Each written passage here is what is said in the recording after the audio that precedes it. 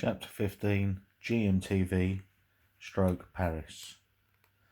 Friends United had a success story section on their website. It featured friends who had successfully reunited. In the November 2002, Jane emailed them our story. I thought it was a nice thing to do, and then thought nothing more of it. The story went up, but I barely noticed. A few other people did though. It wasn't long before Jane had a call from a press officer at Friends Reunited. They thought our story was amazing and had been in contact with a national breakfast television show called Gmtv, and they wanted to feature us. Jane was dealing with Friends Reunited and Gmtv by email, and before I knew it, a date had been arranged for us to go on Gmtv and be interviewed by Lorraine Kelly. By now, my coma dream feeling was in the past, but this didn't seem real. Celebrities were on breakfast telly, not on motorbike accessories mechanic salesman from Peckham. The day of the interview arrived and we were up very early. It didn't take me long to get ready. I'd say I'd have a quick shower and get dressed, whereas Jane had really long, tight, curly hair to wash, dry, style. My skinhead took a lot less maintenance. Eventually we were both ready by the time the car arrived. Yes, they sent the car for us. It was like being a celebrity. We arrived at the television studio. It was near Waterloo Bridge. As we walked in, it suddenly started dawning on me that millions of people were about to see me. I did start to feel nervous, but I kept my cool. I didn't want to ruin this for Jane also. As we walked through the studio complex, I was surprised at how many people were there. Camera operators, sound recordists, runners, assistants. Another guest was wandering about and Jane got quite excited. I didn't have a clue who he was, but Jane did. It was Ronan Keating, one of the members of the pop group Boyzone. The look Jane gave me was one that clearly said I should have known who he was. We met with one of the production team who briefed us on what would happen now during the show and what time we'd be on the sofa with Lorraine. I asked the production assistant if Gmtv would make a donation to the Headway charity. Headway had supported me a lot in the early days after my accident, and I wanted to help them in return. Gmtv didn't pay guests, but they agreed to make a donation and put a link to Headway on their website so viewers could donate too. Before I knew it, we were whisked away, both in separate areas of makeup. I didn't think I needed any, but everyone on telly has to have a little bit of powder as it stops the skin reflecting studio lights and looking too shiny. As I was sitting there, I noticed Lorraine Kelly walking over to me. She was as friendly and as bubbly as she appears on television. She said that she thought my story was lovely and she couldn't wait to interview us. Lorraine added that she'd been excited about our story since the production team told her about it a few days before. At that moment, Jane rushed over. I don't think she actually noticed Lorraine Kelly was standing there. She was too excited and blurted out, "We spoke about her story and he said it was beautiful. He was getting his makeup done beside me." Jane had barely stopped for breath, and I managed to work out that she was talking about Ronan Keating. Just then, Lorraine was called away and said to us, "Enjoy it. We will have a ball." It was almost time for our segment of the show. On the studio screens, Lorraine's image froze as the screen went to commercial break. The set was suddenly a hive of activity.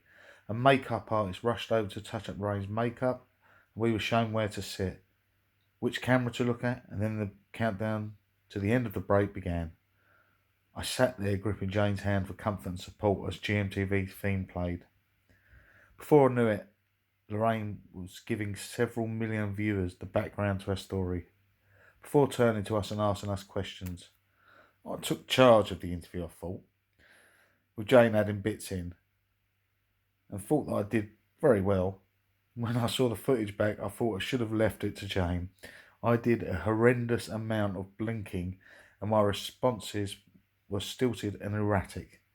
I was not used to being the centre of so much attention. Before we knew it, the interview was over, and I thought so was our 5 minutes of fame.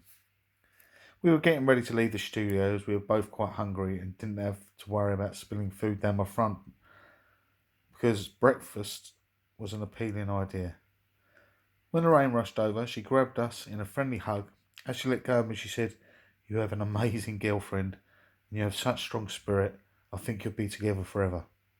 And let me know how this love story goes. I'm sure it'll be more amazing than anyone can imagine. Keep in contact." With a final smile, she rushed back to the set. The Gmtv show had to go on. As we sat there waiting for the taxi that would take us home, a runner appeared. He had 2 copies of the interview on video for us, a permanent reminder of our first, and as I thought at the time, only time in Spotlight. Christmas was fast approaching. I decided to treat Jane to a romantic getaway as my present to her. She certainly deserved it. I knew that she'd always wanted to visit the city of romance, Paris. I did some research on weekend breaks there, but I needed to know a few things, like whether Jane's passport was valid and what its number was. I needed to tell some very convincing lies to her and hope that she forgave me when she found out. The most plausible reason I came up with was booking a weekend train trip through England up to Scotland, but that the organisers required travellers to have a valid UK passport. Jane was perplexed, but convinced by my story, I believe. Her work colleague questioned it when she told them, but I had the details I needed to book the Paris trip. As soon as I could, I rushed to travel agents and booked the weekend away. After reading some brochures, I decided on the Atlantic Garden Hotel. The description of the subterranean entry and huge chandeliers were brilliant, and I imagined the look on Jane's face, how amazed she would be when she saw it. The hotel was well situated and not too expensive. This was good, as I wanted to get tickets for the show Moulin Rouge. The show is traditional Parisian, and I knew Jane would love it, so I booked advance tickets for that too. I came so close to letting the cat out of the bag so many times. I was actually grateful for my memory problems, as I had a cast-iron excuse for any inconsistencies in my cover story. Jane later said she had suspicions, but that she couldn't work out what I might have planned. This is one of the few times I was grateful of my brain injury. For Christmas, I was staying at Jane's house. It wasn't just me, Jane and her parents. Her brother was staying there too. He was yet another Andrew, but to me, he was Fish. I was glad of this, as I already knew at least 2 other Andrews. Andrew has Down syndrome, but that did not get in the way of him enjoying life to the full. Christmas morning arrived and we all gathered in the living room by the tree.